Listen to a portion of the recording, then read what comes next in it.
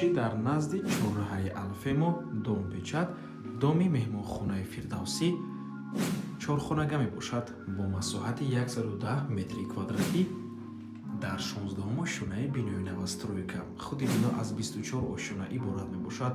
Хона бо таъмири нав бо ҳамаи чизу чораш фурӯхта мешавад. Коридораш ва ҳарду санузел тёпли пол доранд.